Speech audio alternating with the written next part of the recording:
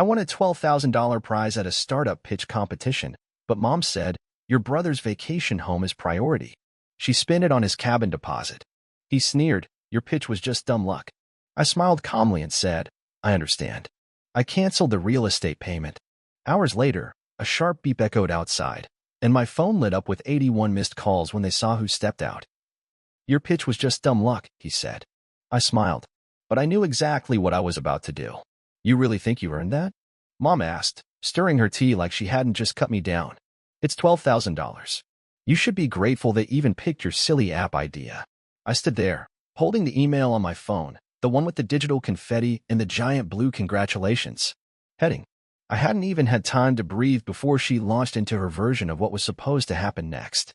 But we already promised Mark that money, she added casually, like she was talking about Tupperware. The cabin deposit's due Friday, and you're part of this family, right? My brother didn't even look up from his phone. Just muttered, your pitch was dumb luck anyway. I blinked. That was it.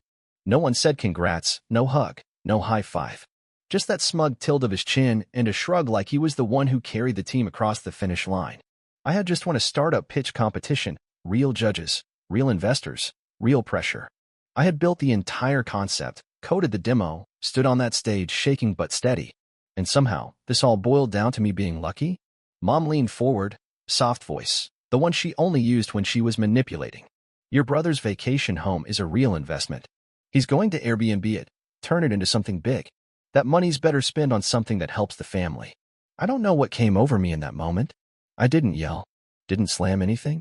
I just smiled. Okay, I said gently. I understand.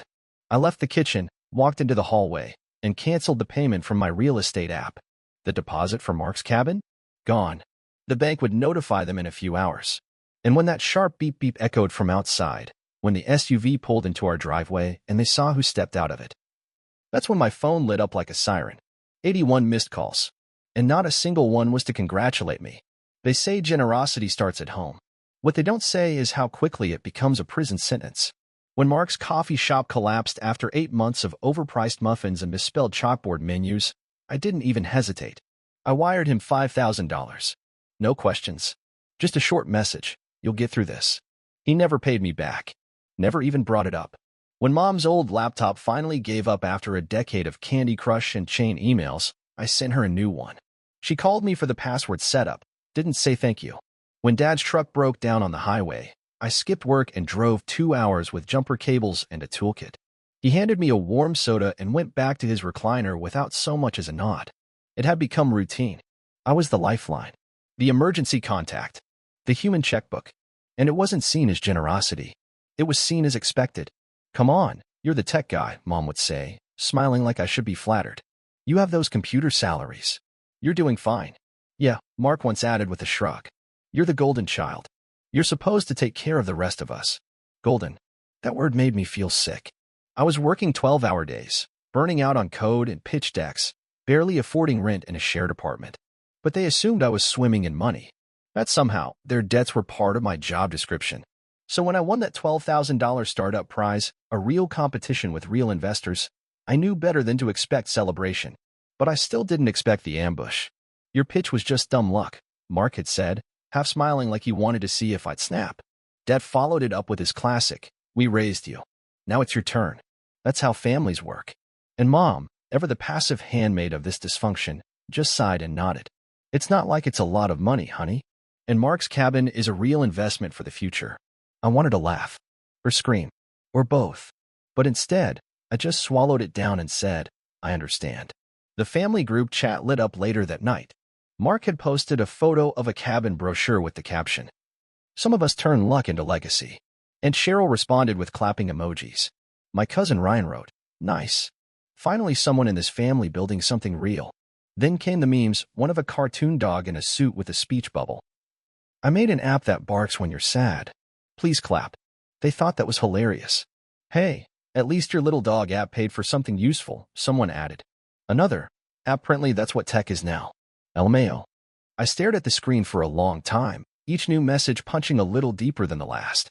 The next day, my bank flagged an unusual transaction. $1,200 moved from my personal savings to a checking account I hadn't used in months.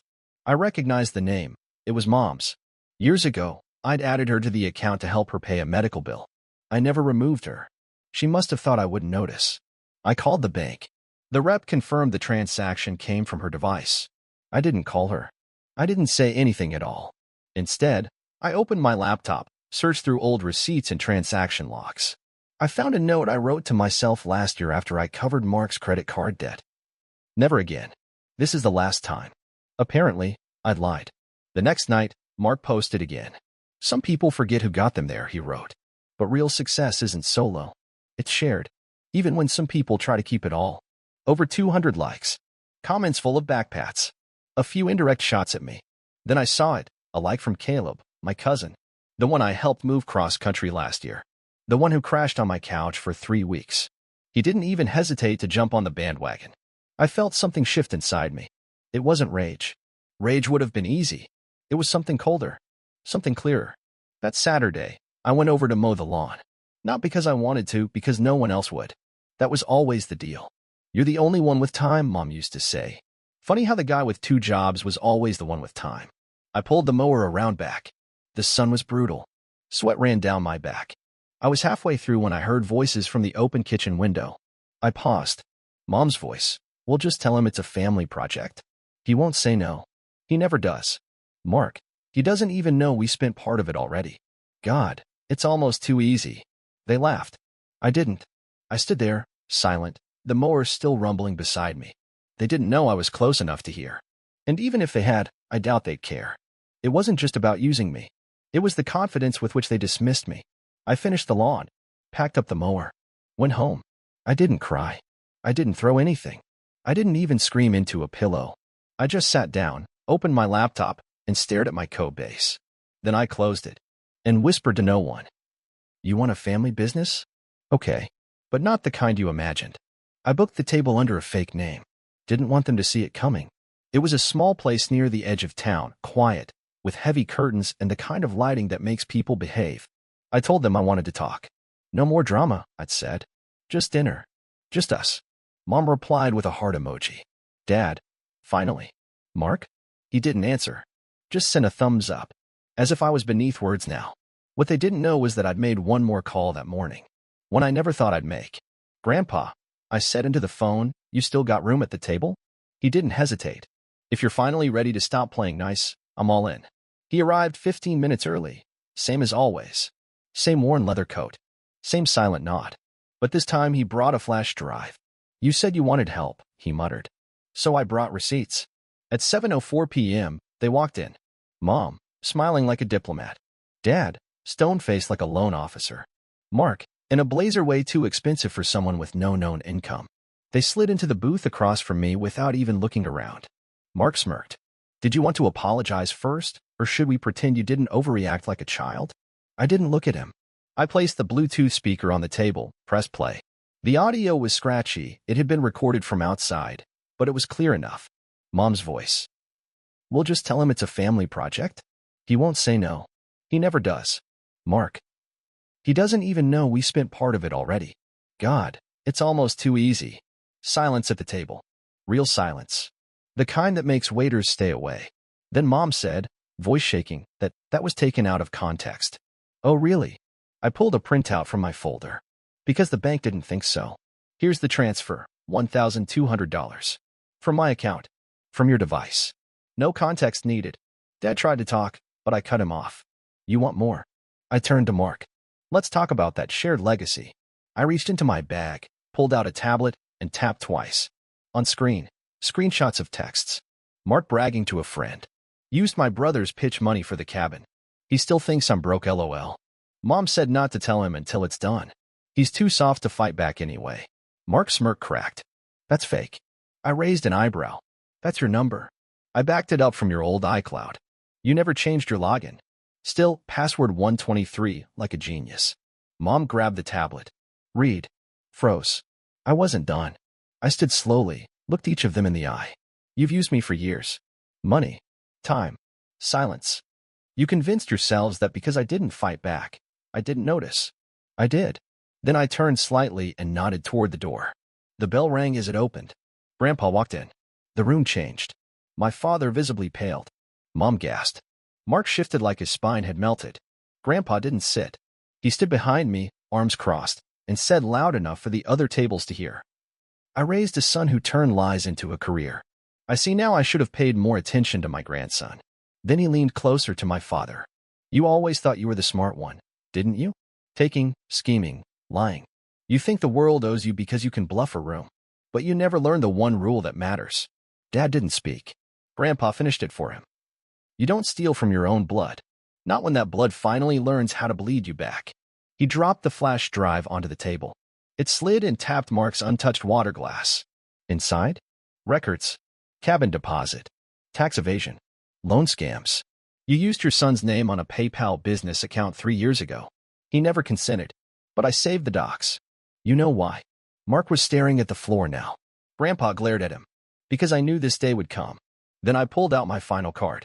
Here's what's going to happen, I said, voice steady. I'm cutting all ties. I've already filed a fraud report for the stolen funds. The joint accounts are frozen. Any further transactions will trigger legal action. Mom opened her mouth. I raised a hand. Don't. You already made your choice. This time, so did I. I turned to Mark. He looked like a cartoon villain caught in HD. Your little cabin?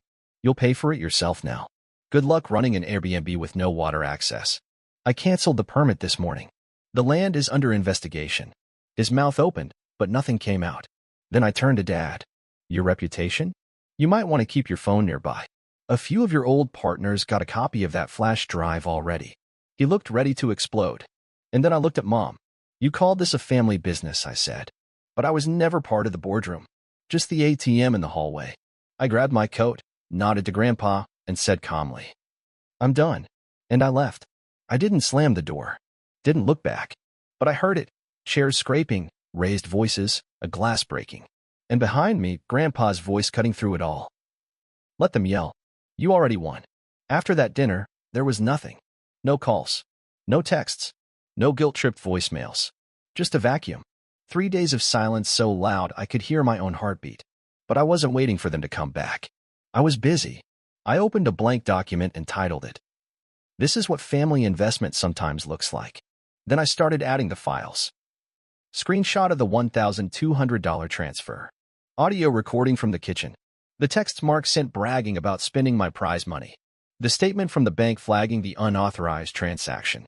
A photo of the canceled cabin invoice, complete with red, declined stamp. My message history with Mom, the ones where she asked for a little help, but never said thank you. I didn't embellish. I didn't rant. I just told the truth. And then I hit publish. LinkedIn. Medium. Substack. I wanted it searchable. The post went up at 8:07 a.m. By noon, it had over 2,000 views. By the next day, the shares had doubled, then tripled.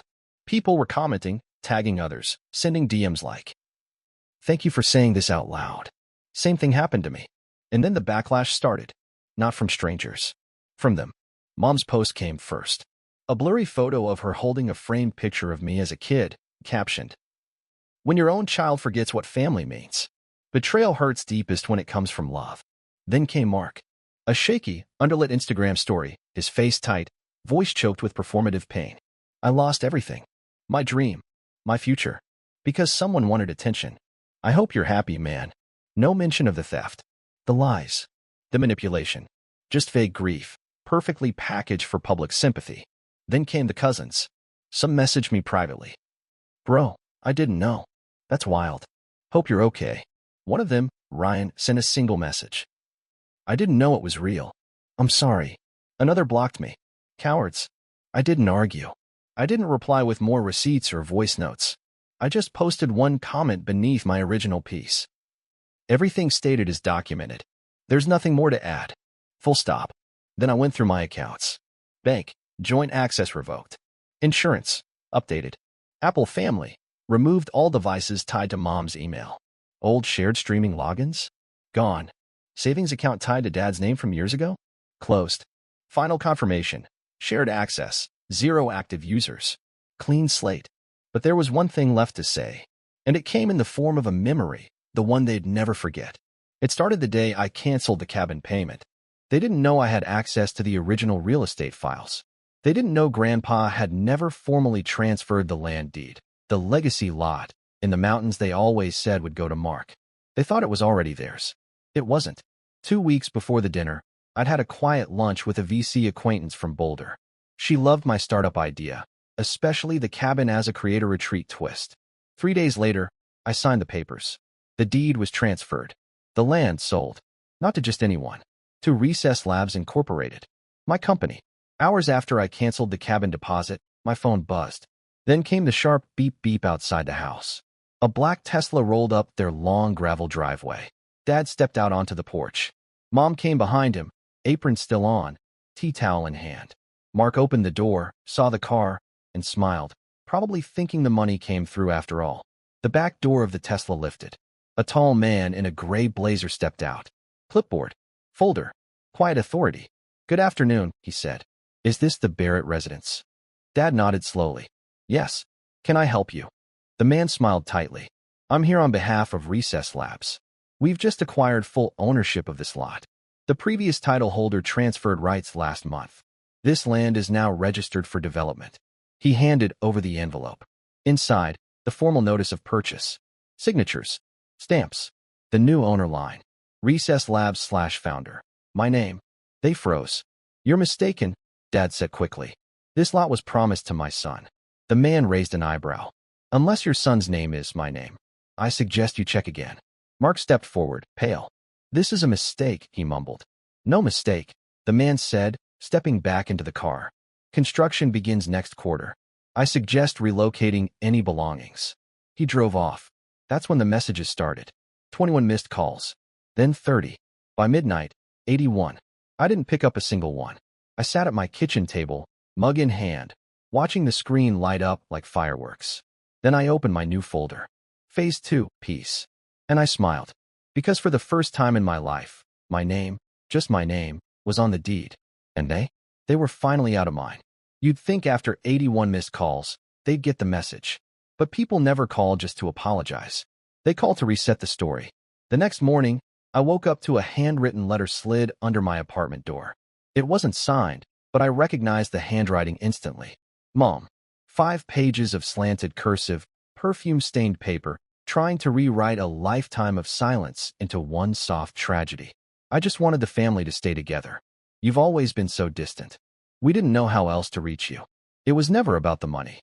I folded the letter slowly and fed it into my shredder. No ceremony. No tears. Just the hum of paper being turned to dust. That night, I changed my phone number. The moment I confirmed it, the old phone lit up for the last time. A final buzz before death. It displayed one more message from Mark. "You think this makes you powerful? You'll regret this." "No, Mark. I regretted every time I paid your debt and smiled while you called me pathetic. I regretted every it's okay I mumbled after Dad called me a joke in front of relatives. I regretted letting Mom whisper apologies behind closed doors while watching me burn in public. But this was power. 3 weeks later, the site went live. RecessRetreat.io, a sanctuary for builders. No bloodlines required. The homepage showed a snow-dusted cabin under construction, sleek glass, solar panels, and a quote. "Sometimes the people who claim to raise you are the ones holding the scissors." On launch day, it hit 17,000 views. For different angel investors emailed within 24 hours. One VC firm called it the Airbnb of mental recovery for creators. I didn't respond right away. I heard through a mutual friend that Dad tried to report the land transfer as fraud. He showed up at the county clerk's office with a folder of old documents and a mouth full of entitlement. They told him politely that the land had never been his. Never legally. Never morally. Grandpa had made sure of that. And now, legally, it was mine. And morally? Let's just say I was finally at peace with what peace really looks like. Mark vanished off social media for a while, then reappeared in a blurry IG story, renting an apartment with mountain vibes in the caption. No cabin. No startup. No family fortune. Just filtered selfies and forced positivity. Mom tried once more. A short message from an unknown number. "If you ever want to talk, I'll always be your mother." I stared at it for a moment, then archived the message and blocked the sender. I already had a mother. The one I imagined she could be. This version? Just a stranger with my childhood in her mouth. And Dad? He never reached out again. Maybe he realized this wasn't one of those messes I'd clean up.